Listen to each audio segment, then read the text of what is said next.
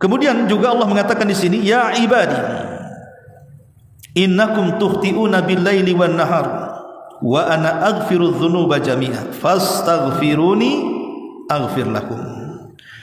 Wahai hamba-hambaku, kalian ini akan selalu berbuat salah di malam dan di siang hari. Kalimat ini kalimat yang menakutkan, karena biasanya kalimat ini menunggu adanya hukuman, seolah-olah Allah Subhanahu wa ta'ala sudah menyiapkan hukuman untuk kita, sehingga Allah mengatakan kalian semua selalu berbuat salah di malam dan siang hari, seolah Allah sudah menyiapkan hukumannya.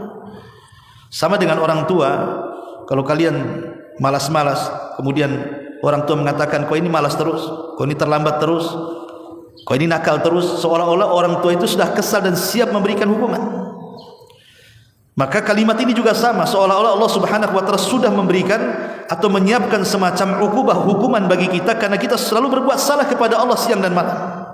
Tetapi Allah Rahim, Allah Ghafur, di mana Allah mengatakan wa ana aghfiru dzunuba jami'a, tapi saya masih berikan kesempatan mengampuni dosa kalian semua.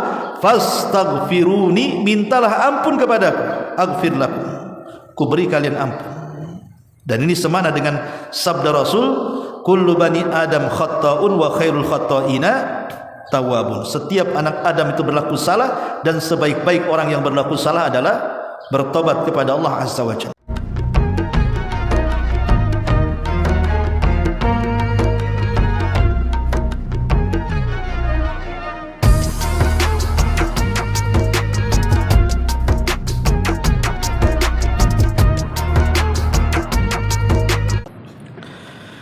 Alhamdulillah wassalatu wassalamu ala Rasulillah wa ala alihi wa sahbihi wa mawalah wa la hawla wa la quwata illa billahi wa ba'du. Baik, kita lanjutkan kajian kita, masih membahas kitab Arba'in Nawawi, dan kita masuk pada hadis ke 24 dari 40 hadis yang dikumpulkan oleh Imam An-Nawawi dalam kitabnya Arba'in An-Nawawi. Baik, kita baca hadisnya. An Abi Dzarrin Al-Ghifari radhiyallahu anhu anin Nabi sallallahu alaihi wasallam fi ma yarwihi an rabbih azza wa jalla. Dari Abi Dzar Al-Ghifari, semoga Allah meridhoinya, dari Nabi sallallahu alaihi wasallam, beliau meriwayatkan dari Allah Azza wa Jalla, sesungguhnya Allah Subhanahu wa taala berfirman. Dari sini kita tahu bahwa hadis ini adalah hadis qudsi. Hadis ini adalah hadis qudsi. Dan hadis ini dikatakan oleh Imam Ahmad ibn Hanbal rahimahullahu taala sebagai asyrafu al-hadis, seagung-agungnya hadis Nabi sallallahu alaihi wasallam. Kenapa? Karena isi hadis ini nanti dari awal sampai akhir akan mengenalkan siapa Rabb kita. Jadi kalau ada pertanyaan siapa Tuhan kita, maka jawabannya ada dalam hadis ini. Dan sesuatu pembahasan yang membahas tentang pengenalan kita kepada Rabb kita, maka pembahasan itu sangat istimewa. Makanya di dalam Al-Quran ada beberapa surat yang isinya hanya menceritakan tentang Rabb kita. Contohnya surah Al-Ikhlas atau ayat kursi. Maka keduanya adalah surat termulia dan ayat termulia, karena baik surah Al-Ikhlas ataupun ayat kursi berbicara tentang jawaban dari pertanyaan siapa Tuhan kita. Maka di situ dijelaskan dalam surah Al-Ikhlas dan juga dalam ayat kursi. Lah begitu juga dalam hadis ini. Hadis ini menjawab setiap pertanyaan yang bertanya siapa Rabb kita. maka akan dijawab siapa Rabb kita dalam hadis ini. Wajar kalau Imam Ahmad Ibn Hanbal rahimahullahu ta'ala mengatakan bahwa hadis ini asyraful hadis, seagung-agungnya hadis Nabi SAW. Bahkan seorang ulama salaf, Abu Idris Al-Khawlani rahimahullahu ta'ala, yang mengambil hadis ini daripada Abi Dzar Al-Ghifari radhiyallahu anhu, apabila dia mendengar hadis ini dibacakan, maka Abu Idris Al-Khawlani langsung pingsan. Apabila dibacakan hadis ini kepada beliau, Abu Idris Al-Khawlani bisa langsung pingsan karena merenungkan keagungan Allah Subhanahu wa taala yang terdapat dalam hadis ini.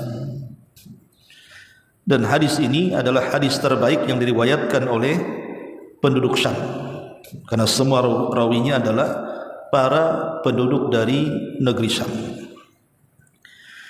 Nah, di sini Abi Dzar Al-Ghifari meriwayatkan dari Nabi SAW, dan Nabi meriwayatkan langsung daripada Rabbnya, dari Allah Subhanahu wa taala. Makanya hadis ini disebut hadis qudsi. Lalu apa bedanya hadis qudsi dengan Al-Quran? Perbedaan hadis qudsi dengan Al-Quran, kalau Al-Quran itu diibadahi bacaannya, di mana setiap satu huruf yang dibaca mendapatkan 10 pahala. Tapi kalau hadis qudsi tidak. Membaca hadis qudsi ya sama dengan membaca hadis yang lainnya. Yang kedua, semua kalimat dalam Al-Quran ada tahaddi dari Allah Subhanahu wa taala kepada manusia dan jin. Maksud tahaddi, Allah Subhanahu wa taala menantang. Kalau tidak yakin dengan Al-Quran, silahkan buat semisal Quran, baik surat ataupun ayat. Dan manusia dan jin walaupun dikumpulkan tidak akan sanggup meniru Quran. Beda dengan hadis Nabi SAW, walaupun hadis qudsi, Allah tidak membuat tantangan untuk membuat hadis qudsi ataupun hadis biasa. Yang ketiga, Quran itu semuanya mahfud, terjaga. Quran itu semuanya terjaga, karena Allah Subhanahu wa taala yang menjaganya. Inna nahnu nazzalna dzikra wa inna lahu lahafidun. Kami yang menurunkan Quran, kami yang menjaganya. Makanya lafaz-lafaz Quran dari sejak diturunkannya sampai hari ini, bahkan sampai kiamat, tidak akan berubah. Bahkan tidak ada satu huruf yang bergeser dari tempatnya. Beda dengan hadis. Terkadang ada yang memalsukan. Bahkan hadis qudsi kebanyakan maudhu, palsu. Kemudian yang ketiga, Al-Quran itu terbatas al-muhaddad, dari Al-Fatihah sampai An-Nas, terbatas hanya itu saja. Tapi hadis qudsi ini berkembang, dan ya sebagiannya sahih, sebagiannya tidak. Kemudian juga hadis atau Al-Quran tidak boleh diriwayatkan secara makna, harus diriwayatkan secara lafaz. Tapi kalau hadis boleh meriwayatkan secara makna menurut pendapat jumhurul ulama. Kemudian juga Al-Quran dibaca dalam salat, tetapi hadis qudsi tidak boleh dibaca dalam salat. Kemudian Al-Quran dibaca menurut sebagian para ulama dalam kondisi suci, sementara hadis qudsi tidak. Kemudian Al-Quran tidak boleh dibaca bagi orang yang junub, maksudnya memegang mushaf, kecuali dari hafalannya. Tapi kalau hadis qudsi tidak. Kemudian Al-Quran semuanya mutawatir, tidak diragukan isinya. Tapi hadis qudsi ada penelitian, bisa sahih, bisa hasan, bisa dhaif, bisa juga palsu. Dan banyak lagi perbedaan hadis qudsi dengan Al-Quran. Di antaranya kalau Al-Quran itu riwayatnya baik lafaz ataupun makna tidak boleh dirubah. Tapi kalau hadis qudsi itu maknanya dari Allah Subhanahu wa taala dan lafadznya dari Nabi sallallahu alaihi wa ala alihi wasallam. Baik, kemudian di sini Allah Subhanahu wa taala berfirman, "Ya ibadi, inni haramtu dzulma ala nafsi." wa ja'altuhu bainakum muharraman fala tadhalamu. Ya ibadi, wahai hamba-hambaku, menunjukkan kasih sayang Allah kepada kita dengan memanggil hambanya. Dan Allah menyebut 11 kali kalimat ya ibadi dalam hadis ini, menunjukkan kasih sayang Allah kepada kita dengan memanggil ya ibadi, wahai hamba-hambaku. Inni haramtu zulma, sesungguhnya aku haramkan kezaliman, ala nafsi, atas diriku. Wa ja'altuhu muharraman bainakum, dan kujadikan kezaliman haram di antara kalian. Fala tadhalam, maka jangan kalian saling berbuat zalim. Manusia terkadang di pihak yang berbuat zalim dan terkadang di pihak orang yang dizalimi. Tapi Allah tidak pernah melakukan kezaliman dan Allah tidak mungkin bisa dizalimi. Itulah bedanya Allah dengan kita. Kita ini terkadang di pihak yang menzalimi atau di pihak yang dizalimi. Tapi Allah tidak menzalimi dan tidak akan bisa dizalimi. Karena Allah Subhanahu wa taala zat yang mencintai keadilan dan tidak suka dengan kezaliman. Makanya Allah mengatakan, aku haramkan kezaliman kepada diriku. Dan aku pun jadikan bagi kalian haram melakukan kezaliman. Maka jangan berlaku zalim. Maka kezaliman itu sangat diharamkan dalam Islam, hatta berbuat zalim kepada orang kafir sekalipun. Tidak boleh kita ini menzalimi walaupun orang kafir. Makanya Nabi SAW ketika mengutus Mu'adz ibn Jabal untuk berdakwah di negeri Yaman, kemudian Rasul mengatakan, ya Mu'adz, innaka ta'ti qauman min ahlil kitab, engkau akan menemui sebuah kaum dari ahli kitab di Yaman. Maka hati-hatilah. Di ujung pesan Rasul dalam hadis kepada Mu'adz itu, fattaki da'watal madlum fa innahu laisa bainahu wa bainallahi hijab. Hati-hati dari doa orang yang kau zalimi walaupun dia orang kafir. Makanya Imam Ibnul Qayyim mengatakan, doa orang yang terzalimi walaupun dia kafir pasti mustajab. Pasti Allah akan berada di sampingnya, bukan karena kekafirannya, karena Allah tidak suka dengan kezaliman dan mencintai keadilan. Makanya jangan berlaku zalim walaupun kepada orang kafir, apalagi zalim itu berlaku kepada orang-orang yang beriman. Kemudian di sini Allah Subhanahu wa taala mengatakan kembali, ya ibadi, kullukum dhallun illa man hadaituhu fastahduni ahdikum, wahai hamba-hambaku, kalian semua tersesat kecuali orang yang kuberikan hidayah kepadanya, maka mintalah hidayah kepada aku akan berikan hidayah kepada kalian. Jadi manusia itu terlahir tersesat. Dan ini tidak bertentangan dengan hadis Nabi dengan hadis Nabi sallallahu alaihi wasallam, kullu maulud yuladu 'alal fitrah. Setiap bayi itu terlahir fitrah. Karena kan kalau kita perhatikan riwayat ini dengan riwayat ini, maksudnya Allah mengatakan kalian semua tersesat, sementara dalam hadis yang lain setiap bayi yang terlahir itu terlahir fitrah. Kan seolah-olah kontradiktif di sini. Tidak bertentangan hadis ini dengan hadis ini. Karena hadis yang mengatakan kullu maulud yuladu 'alal fitrah, setiap bayi yang terlahir fitrah. Ya, pada awalnya fitrah. Tapi setelah kemudian dia dewasa, terkadang dia mendapatkan teman yang jahat, akhirnya dia sesat. Terkadang dia mengikuti hawa nafsunya, akhirnya sesat. Terkadang digoda oleh setan, akhirnya sesat.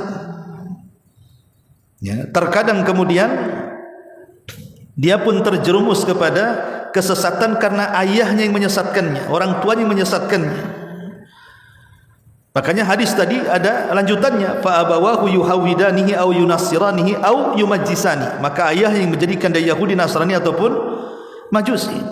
Jadi orang tersesat dari fitrah itu karena 4 perkara. Pertama karena teman yang buruk, yang kedua karena disesatkan setan, yang ketiga karena disesatkan hawa nafsu, yang keempat karena disesatkan orang tuanya. Nah di sini Rasul mengatakan, wahai hambaku, kalian semua tersesat. Setelah mendapatkan fitrah kalian tersesat, kecuali orang yang kuberikan hidayah, dia tidak tersesat. Maka kalau minta hidayah, fastahduni, mintalah hidayah kepadaku, aku akan berhidayah kepada kalian. Ingat, hidayah itu mahal. Hidayah itu tidak dijual di sembarang tempat, karena kalau hidayah diperjualbelikan hanya orang kaya dapat hidayah, orang miskin tidak. Hidayah itu milik Allah. Allah yang akan memberikan kepada siapa yang diberikan hidayah. Makanya 17 kali dalam sehari kita senantiasa mengatakan ihdinas siratal mustaqim. Dalam setiap salat kita minimalnya 5 waktu salat 17 kali kita mengatakan ihdinas siratal mustaqim. Ya Allah, berikan hidayah kepadaku kepada jalanmu yang lurus. Ustaz, alhamdulillah saya sudah Islam, saya dapat hidayah, dan saya juga masuk kepada sunnah, kepada manhaj sunnah, manhaj salaf, dan saya pun sudah dapat hidayah. Kenapa masih berdoa ihdinas siratal mustaqim? Ya Allah, berikan hidayah kepadaku dari jalanmu yang lurus. Bukankah saya sudah berusaha untuk menjalankan Islam dengan Islam yang murni dari sumbernya, mengikuti pemahaman salaf? Kata para ulama, makna ihdinas siratal mustaqim itu ada 3. Jadi kalau antum membaca ihdinas siratal mustaqim dalam salat, dalam surah Al-Fatihah, maknanya 3. Pertama, ihdina artinya zidna. Ya Allah, tambahkan hidayah. Kita sudah dapat hidayah, minta tambahan hidayah supaya kita lebih baik lagi. Artinya kita sudah salat tetapi ingin diperbaiki lagi salatnya. Kita sudah sedekah, ingin diperbaiki lagi sedekahnya. Kita sudah umrah, ingin diperbaiki lagi umrahnya. Kita sudah baca Quran, ingin diperbaiki lagi baca Qurannya. Itu namanya zidna. Ya Allah, tambah hidayah.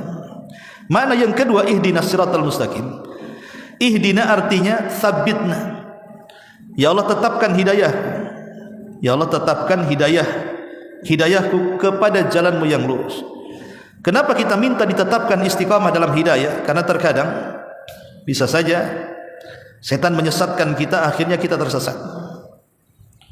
Kemudian hawa nafsu kita menyesatkan kita, akhirnya kita tersesat. Atau orang tua kita memberikan syubhat, akhirnya kita tersesat. Atau teman kita yang buruk menyesatkan kita, akhirnya kita tersesat.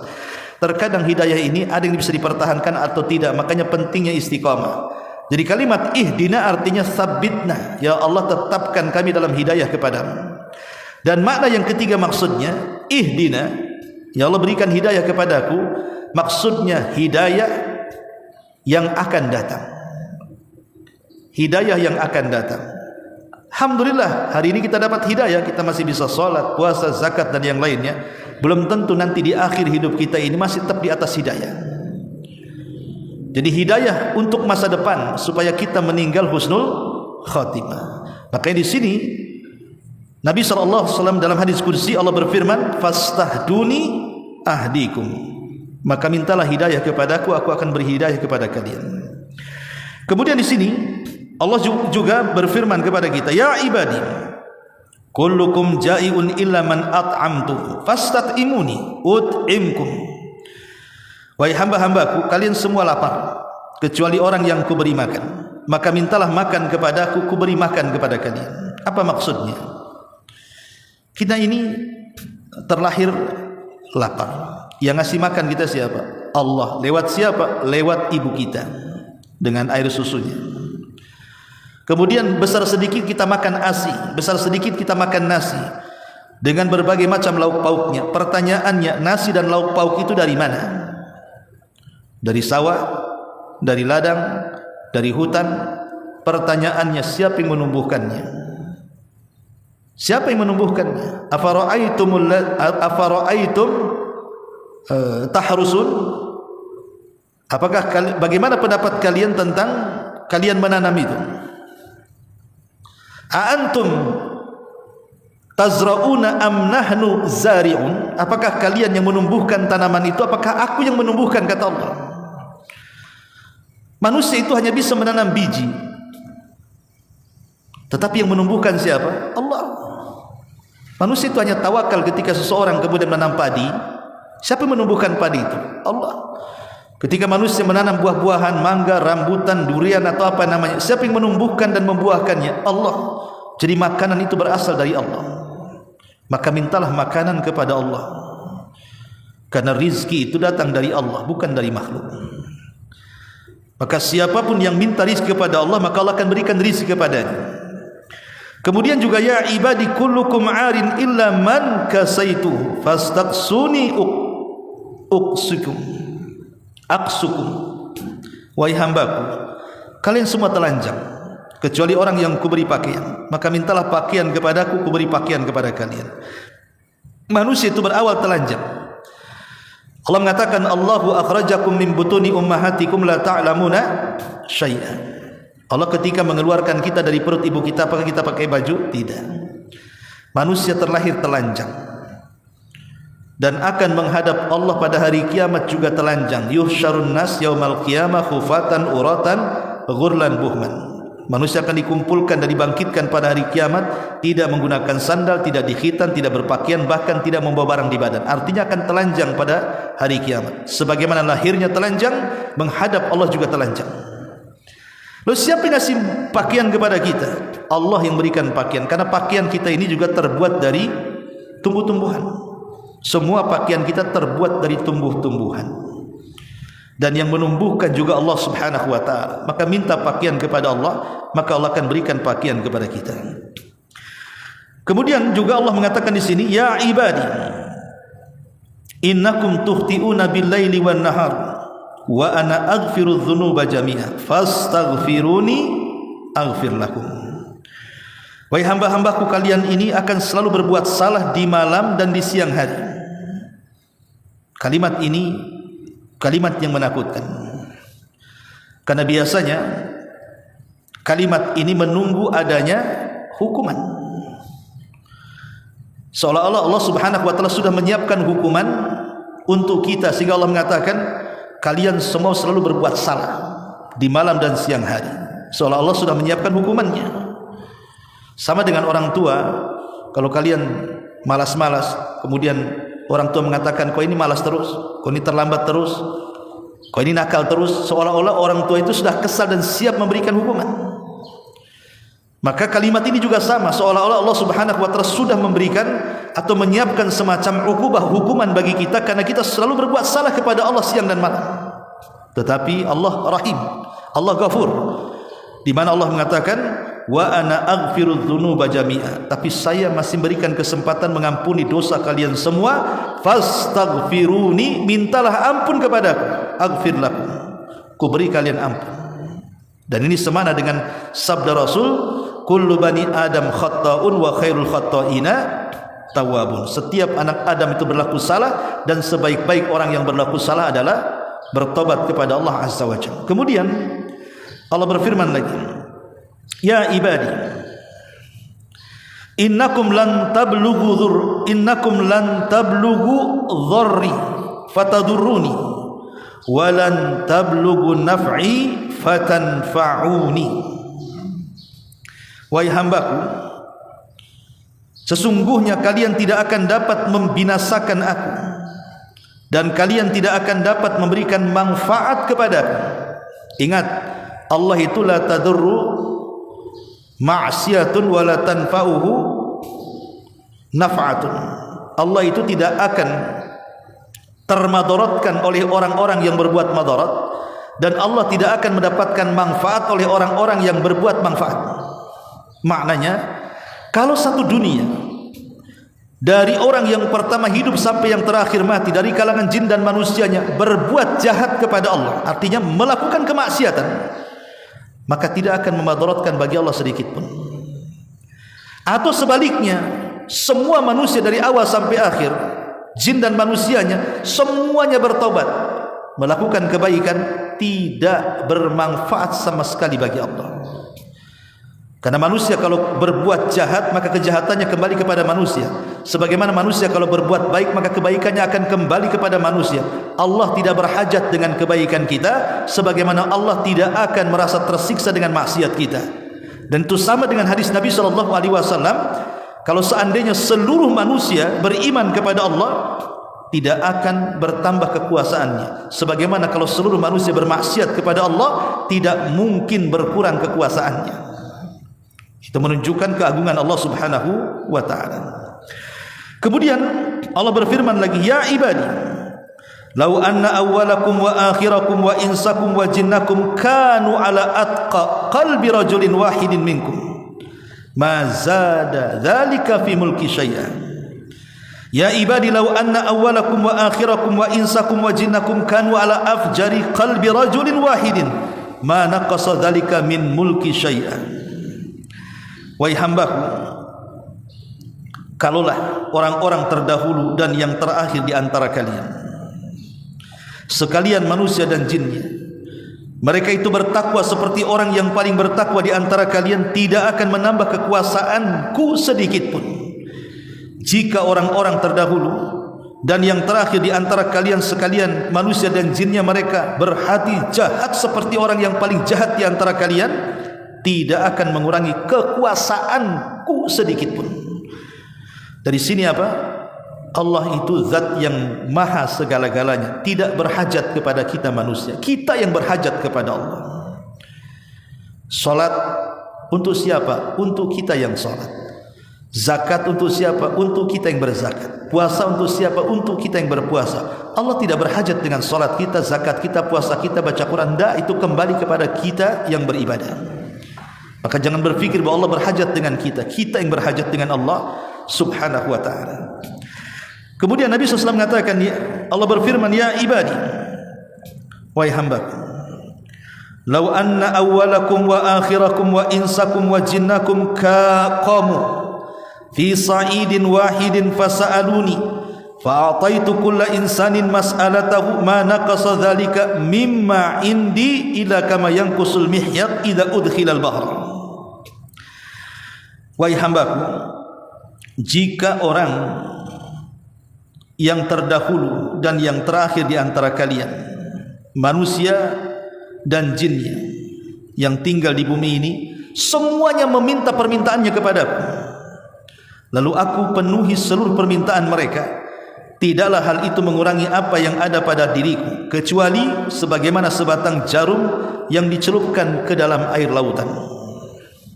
Jadi kalau jarum kita bawa ke air lautan, kemudian dicelupkan, kemudian diangkat, tentu di ujung jarum ada satu tetes. Satu tetes inilah di ujung jarum cukup untuk memberikan seluruh permintaan semua manusia dari awal sampai akhir, semua jin dari awal sampai akhir. Satu tetes cukup diberikan kepada mereka. Dan lautan yang luas, yang tidak bertepi itu seolah-olah itulah kekayaan Allah yang tidak akan ada habisnya. Lalu kenapa manusia mengejar yang setetes, meninggalkan yang luas tak bertepi? Itulah kadang-kadang manusia. Mereka hanya mengejar dunia dan lupa akhirat, mengejar yang setetes, melupakan yang luasnya tidak bertepi. Jahilnya manusia. Padahal manusia walaupun satu dunia meminta kepada Allah, Allah memberi itu hanya satu tetes, cukup bagi mereka. Dari satu tetes ini banyak jadi orang kaya, dari satu tetes ini banyak jadi orang cerdas, dari satu tetes ini banyak menjadi orang para penemu, profesor dan yang lainnya. Hanya satu tetes saja. Tapi lautan itulah kekayaan Allah yang sebenarnya. Jangan mengejar yang satu tetes dan meninggalkan yang luas tak bertepi itu. Kemudian terakhir Allah berfirman dalam hadis ini, ya ibadi,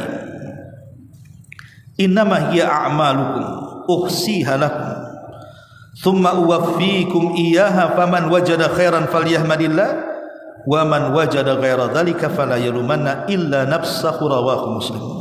Wahai hambaku, sesungguhnya inilah amalan perbuatan kalian, aku catat semuanya untuk kalian, kemudian aku akan balas. Maka barang siapa yang mendapatkan kebaikan, hendaklah bersyukur kepada Allah, dan barang siapa yang mendapatkan selain itu, maka janganlah kalian menyalahkan kecuali diri-diri kalian. Artinya, ma yalfidhu min qaulin illa ladaihi raqibun atid. Tidak ada satupun lafaz yang terkeluar dari lisan kita kecuali semua dicatat oleh raqib dan atid, dan malaikat-malaikat pencatat yang lainnya. Karena malaikat yang mencatat amal kita itu 4: raqib, atid, dan malaikat hafadh. Malaikat yang mencatat amal kita di siang dan di malam hari. Semua tercatat. Yang kecil, yang besar, yang tersembunyi, yang tampak, semua akan tercatat. Dan ucapan manusia terbagi menjadi 3. Ada ucapan yang semuanya pahala, ada ucapan yang semuanya dosa, ada ucapan yang tidak berpahala dan dosa alias mubah. Tapi yang dihisab adalah 2, yang semuanya dosa atau semuanya pahala.